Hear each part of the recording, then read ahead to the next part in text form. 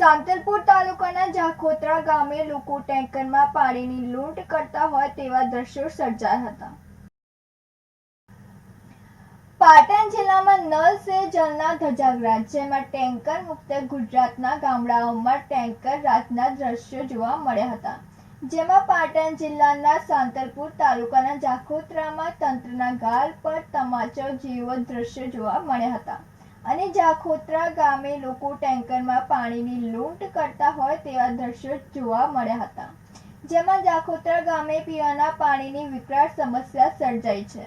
જેમાં પીવાનું પાણી સમયસર અને પૂરતું ન આવતું હોવાથી સમસ્યા સર્જાઈ છે। જો કે પાણી પુરવઠા વિભાગ દ્વારા ટેન્કર દ્વારા પાણી પહોંચાડાય છે, પરંતુ ટેન્કર આવતાની સાથે જ પાણી ભરવા માટે યુદ્ધ જેવા દ્રશ્યો જોવા મળ્યા હતા। ગામમાં સંપ છે, પરંતુ તેમાં પૂરતું અને સમયસર પાણી નખાતું નથી। ભરત સથવારા સાથે નંદિની જોશી, સિટી ન્યૂઝ સાંતલપુર।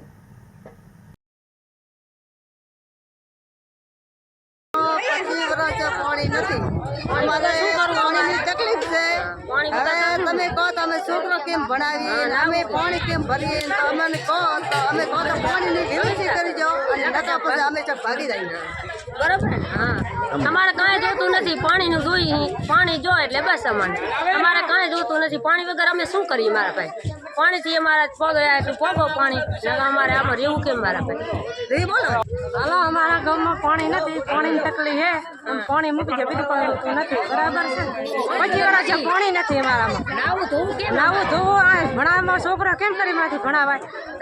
હા, ધંધો કરવો કે મારે શું કરવાનું? પાણી બરાબર। અમારા ગામમાં પાણીની તકલીફ છે, નાવું ધોવું છોકરા કહેવો તો ઓલી ભણાવી પાણીની 25 વર્ષ આ તકલીફ છે।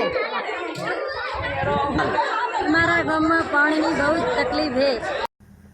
કાંકરેજ તાલુકાના અરણીવાડા બુકોલી પાસેથી સ્ટેટ મોનિટરિંગ દ્વારા 3 વિદેશી દારૂનો જથ્થો ભરીને જતી ગાડીઓને ઝડપી પાડી હતી।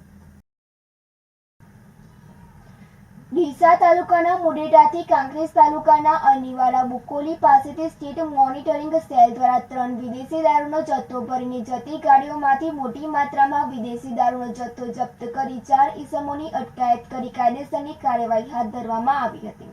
મળતી માહિતી પ્રમાણે સવારે વહેલી ફિલ્મી ડબે બિરડીથી પીછો કરીને કાંકરેજ તાલુકાના અરણીવાડા રોડ ઉપર 3 ગાડીઓને વારાફરતી આંતરીને તપાસ કરતા અંદર ભરેલ વિદેશી દારૂનો જથ્થો, જુદી જુદી બ્રાન્ડની વિદેશી દારૂની બિયરની બોટલો મળી આવતા તમામ મુદ્દામાલને 7094 બોટલ સાથે 95,06,765 નો દારૂ સાથે 36,78,000 રૂપિયા સાથે 3 વૈકલ્પિક સહિતનો મુદ્દામાલ સાથે શિહોરી પોલીસ સ્ટેશનની મદદથી 4 ઈસમો અને વિદેશી દારૂનો જથ્થો શિહોરી પોલીસ સ્ટેશનમાં લાવી પ્રોહિબિશન મુજબ કાર્યવાહી હાથ ધરવામાં આવી હતી। જેમાં સૌથી અગત્યની બાબત વિશે વાત કરીએ તો ગાંધીનગર સ્ટેટ મોનિટરિંગ સેલના પીઆઈ આરજી ખાંડ અને એમની ટીમ દ્વારા સતત પ્રયત્નશીલ રહીને સફળ ઓપરેશન પાર પાડ્યું હતું અને હવે બુટલેગરોમાં ભારે ફફડાટ ફેલાયો છે। ગિરીશ જોશી સાથે તનિષા પરમાર, સિટી ન્યૂઝ કાંકરેજ।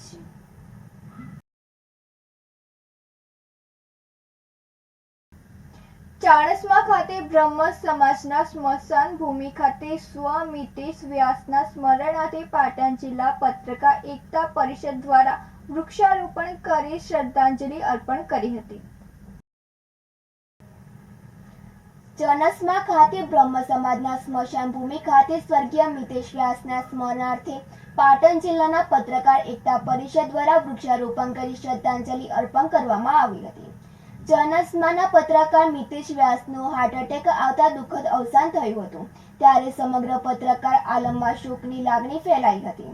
ત્યારે રવિવારના દિવસે સ્વર્ગસ્થ મિતેશ વ્યાસનું બેસતું હોવાથી તમામ પત્રકારો દ્વારા બેસનામાં હાજરી આપીને ચાણસ્મા ખાતે આવેલ ઔદિચ્ય બ્રાહ્મણ સમાજના સ્મશાન ભૂમિની અંદર દરેક પત્રકારો દ્વારા વૃક્ષારોપણ કાર્યક્રમ કરીને સ્વર્ગસ્થ મિતેશ વ્યાસને શ્રદ્ધાંજલિ અર્પણ કરી હતી। ગુજરાત રાજ્ય પત્રકાર એકતા પરિષદના પ્રદેશ અધ્યક્ષ લાલુભાઈ કાતરોડિયાની સૂચનાથી તથા પાટણ જિલ્લા પ્રમુખ પ્રકાશભાઈ નાડોદાના માર્ગદર્શન હેઠળ આજરોજ પાટણ જિલ્લા પત્રકાર એકતા પરિષદ દ્વારા સ્વર્ગીય મિતેશ વ્યાસના સ્મરણાર્થે પાટણ જિલ્લા પત્રકાર એકતા પરિષદ દ્વારા ચાણસ્મા ખાતે આવેલ ઔદિત્ય બ્રાહ્મણ સમાજના સ્મશાન ભૂમિ ખાતે વૃક્ષારોપણ કરવામાં આવ્યું હતું, જેમાં તમામ પત્રકાર મિત્રો હાજર રહી વૃક્ષારોપણ કરીને સ્વર્ગસ્થ મિતેશ વ્યાસને શ્રદ્ધાંજલિ અર્પણ કરી હતી. બરસ સથવારા સાથે તનિષા પરમાર, સિટી ન્યૂઝ, પાટણ. આજરોજ સ્વર્ગવાસ મિતેશભાઈ બચુભાઈ વ્યાસ કે જે યુવા પત્રકાર હતા અને દુઃખદ તેમનું અવસાન થયું છે, ત્યારે ચાણસ્માની અંદર તેમનું બેસણું હતું. તેની અંદર સમગ્ર પત્રકાર એકતા પરિષદ ગુજરાત રાજ્યના પાટણ જિલ્લાના તમામ પત્રકારો આજે તેમને શ્રદ્ધાંજલિ અર્પણ કરવા માટે આવે છે. ત્યારે શ્રદ્ધાંજલિ અર્પણ માટે ઔદિત્ય બ્રાહ્મણ સમાજનું સ્મશાન ગૃહ છે, ત્યાં તેમને શ્રદ્ધાંજલિ આપવા માટે વૃક્ષારોપણ કાર્યક્રમ સમગ્ર પાટણ જિલ્લા પત્રકાર એકતા પરિષદના તમામ પત્રકાર મિત્રો સાથે મળીને આજે વૃક્ષારોપણ કાર્યક્રમ કરીને તેમને શ્રદ્ધાંજલિ અર્પણ કરવામાં આવી છે. તો બધાએ જ આ વૃક્ષારોપણ કરવું જોઈએ શ્રદ્ધાંજલિ નિમિત્તે, એવો મારો સંદેશો છે. વિજયનગર તાલુકામાં વહેલી સવારથી વરસાદ ચાલુ થઈ ગયો હતો. સાબરકાંઠા જિલ્લાના વિજયનગર તાલુકામાં વહેલી સવારથી વરસાદ ચાલુ થઈ ગયો હતો, જેમાં વિજયનગરના બાલેટા, ગાડિયાકડા, કોડિયાવાડા, ડઢવા, દત્તો, ચીડોડા ગામમાં સવારથી જ વરસાદી માહોલ સર્જાયો હતો, જેથી નીચાણવાળા વિસ્તારમાં પાણી ભરાયા હતા અને ધીમી ધાર લગાતાર વરસાદે ચોમાસું બેસવાનો ખેડૂતોમાં આનંદ જોવા મળ્યો હતો અને વરસાદને લઈ વાતાવરણમાં ઠંડક પ્રસરી રહી હતી. આમ વીજળીના કડાકા ભડાકા સાથે વરસાદે મજા મૂકી છે. સુરેશ થોડી સાથે નંદિની જોશી, સિટી ન્યૂઝ, વિજયનગર.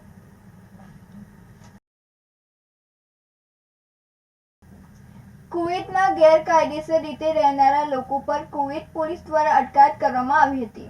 ત્યારે સાબરકાંઠા જિલ્લાના વિજયનગરના ડઢવાવ ગામના 10 લોકો રોજગાર મેળવવા માટે ગયેલા શ્રમિકોને પોલીસ દ્વારા અટકાયત કરવામાં આવી હતી. ત્યારબાદ 3 શ્રમિકો ભારત પરત ફર્યાના પરિવારજનોને ફોનથી સમાચાર મળ્યા છે. સાબરકાંઠા જિલ્લાના વિજયનગર તાલુકાના દ્રઢવાવ ગામમાં 10 શ્રમિકો કુવેતમાં ધંધા રોજગાર માટે વસવાટ કરે છે, જેમની 7 દિવસ પહેલા કુવેત પોલીસ દ્વારા અટકાયત કરવામાં આવી હતી.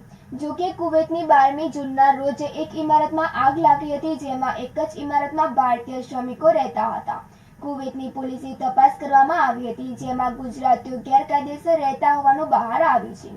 ત્યારે 10 જેટલા ગુજરાતી શ્રમિકોને કુવેત પોલીસે અટકાયત કરી છે.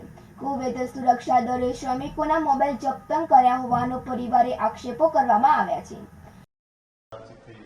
એ 7 દિવસ પછી વાત થઈ હતી કે હું ત્યાંથી ટિકિટ દિલ્હીની આપી છે, પણ મદ્રાસ એમને ઉતાર્યા એમ કે એવું સાંભળવામાં આવ્યું છે કે પપ્પા કોઈના જોડે ફોન લઈને સંપર્ક કર્યો કે હું ત્યાં ઉતર્યો છું તો તમે મને પૈસાની વ્યવસ્થા કરો તો હું ઘરે આવી શકું, એવી વાત સાંભળવામાં આવી છે. ને ત્યાં કુવેતમાં બધા જોડોને ફિંગરપ્રિન્ટ કાઢી લેવામાં આવી છે, તે જે પરત વાપસ ત્યાં જઈ શકે એવું નથી. અમારે ઘરે બેસીને બેરોજગાર થઈ ગયા છે, આવી વાત સામે આવી છે કે તે પાછા જઈને કંઈ અમે આટલી અપીલ કરીએ છીએ કે તે પાછા જઈને ત્યાં રોજગાર કરી શકે, આવી તમને વિનંતી કરીએ છીએ. તમે ફિંગરપ્રિન્ટ હટાવી દો તો અમે ત્યાં જઈને પાછા કમાઈ શકે અને એમનો ઘર પરિવાર ચલાવી શકે, આટલી જ વિનંતી છે તમારા જોડે. એક અઠવાડિયું થઈ ગયું, એમાં સંપર્ક થતો નથી. ફિંગર ત્યાંની એક પ્રોસેસ છે, એ ફિંગર થઈ જાય તો ત્યાં કુવેત જવાતું નથી. જેમ કે આધાર કાર્ડમાં ફિંગર થઈ જાય તો બીજું કોઈ સંપર્ક ના કરે, એવી રીતને ત્યાં પણ પ્રોસેસ હોય છે. તો ફિંગર થઈ જાય તો પાછું કુવેત જઈ શકાતું નથી. હાલ પરિવારના દીકરા, પતિ કે ભાઈની અટકાયતના સમાચાર મળતા પરિવારે ચિંતાતુર બન્યા છે. પરિવારે પોતાના લોકોને છોડાવવા માટે સરકાર પાસે મદદની આશા રાખી છે. આ અંગે રમણભાઈ કુરજીભાઈ મોઢ પટેલે રાજ્યસભાના સાંસદ સહિત ઉચ્ચ નેતાઓને લેખિતમાં રજૂઆત કરવામાં આવી હતી. વિજયનગર તાલુકાના દ્રઢવાવ, જાલેતા, ચીઠોડા, ચિતરિયા સહિતના 10 લોકોને કુવેતમાં સંપર્ક છેલ્લા 1 સપ્તાહથી તૂટી જતા આખરે પરિવારોને ચિંતા થઈ હતી. જ્યારે કુવૈતમાં રહેતા સગા સંબંધીઓ ટેલિફોનિક દ્વારા જાણ કરવામાં આવી હતી. અઠવાડિયા પહેલાં ફોનથી વાત થઈ હતી ને જ્યારથી આ પકડ્યા છે ને તે દિવસથી એમના હાથે કોઈ કોન્ટેક જ નથી, ન તો ફોન કે ન કોઈ એના હાથે વાતચીત કે કશું જ નહીં. હવે ખબર અંતર તો કઈ રીતે પૂછાય છે? એમના ફોન બી લઈ લીધા છે, એમના પાસે પૈસા હતા એ બી કાઢી લીધા છે. હવે એમના હાથે કોઈ કોન્ટેક થતો જ નથી. પણ જે અમારા સંબંધિક ભાઈઓ કોઈ બહાર હોય તો એમના થ્રુ વળી થોડા કંઈક સમાચાર જાણવા મળે કે એમને પકડી લઈ ગયા છે ને પૂરી ગાલ્યા છે ને એવું બધું.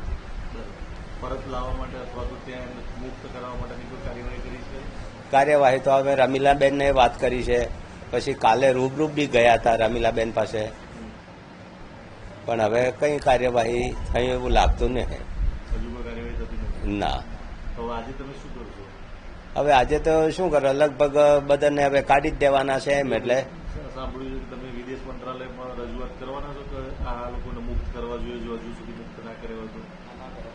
હવે એવું હોય તો કરી શકીએ સાહેબ, વિદેશ મંત્રાલયને બી વાત કરી શકીએ, કરવી પડતી હોય ને મુક્ત કરતા હોય ને આપણને ફાયદો થતો હોય. ખોટી રીતે ફિંગર બી કરી દીધા છે, પાસપોર્ટ લઈ લીધા, આના સહારે આવે. જેને લઈને પરિવારજનો એક જ સપ્તાહ પહેલા રાજ્યસભાના સાંસદને જાણ કરવામાં આવી હતી. ત્યારબાદ જિલ્લા સાંસદને જાણ કરવામાં આવી હતી, પરંતુ હજુ સુધી પરિણામ ન મળતા અંતે મુખ્યમંત્રી સહિત વડાપ્રધાનને લેખિતમાં જાણ કરવામાં આવશે. સરકાર ગુજરાતીઓને પરત ભારત લાવી તેવી પરિવારજનોને માંગ કરી હતી. કુવૈતમાં સાબરકાંઠા જિલ્લાના 10 શ્રમિકોમાંથી 3 શ્રમિકો ભારત પરત ફર્યા હોવાના સમાચાર પરિવારજનોને મળતા ખુશી જોવા મળી હતી. જો કે બાકીના શ્રમિકોને જલ્દીથી મુક્ત કરાવે તેવી સરકાર સમક્ષ માંગ કરવામાં આવી છે. સુરેશ થોરી સાથે તનિષા પરમાર, સિટી ન્યૂઝ, વિજયનગર.